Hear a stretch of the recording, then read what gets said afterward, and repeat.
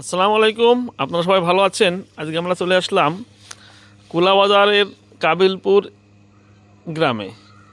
এই পাশে একটা মাঠের ভিতরে একটা পুকুর সেচতেছে। আমরা এখানে আসলে মাছ ধরার খুব নেশা, তো তা আমরা চলে আসলাম যে কীভাবে মেশিন লাগিয়ে মাছ ছেঁচা হচ্ছে। পুকুরটা দেখেন কত ভালো লাগে। এমনকি এখানে যারা সেচতে আসছে রাত্রে থাকার জন্য আমরা লেপ খাতাও নিয়ে আসা হয়েছে। এই দেখেন, আর এই যে পুকুর সেচতেছে মোস্তফাই নাম করে, এই পুকুরের মালিক উনি আছেন। এই যে পানি ছেঁচার পরে তা মনে হচ্ছে যে অনেক দেশি মাছ আছে এর ভিতরে। এই যে পুকুর ছেঁচা শেষ,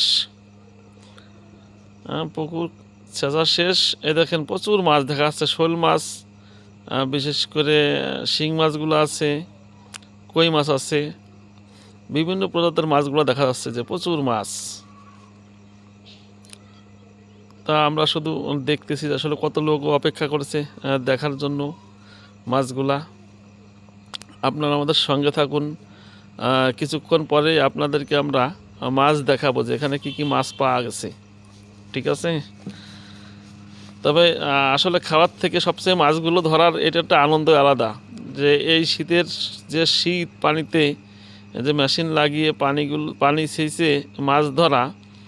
তো এই যে আমরা নিয়ে চলে আসছি আপনাদের যে মাছ পাইছি, এখানে দেখেন যে কত প্রকার দেশি। এই দেখেন মাগুর, শোল, কই মাছ, বাহ কত চমৎকার সব দেশি মাছগুলো। দেখছেন যে শিং মাছ আর শোল মাছগুলো আসলে ডেকে আমরা দেখাবো। সবাই ভালো থাকেন, আল্লাহ হাফেজ।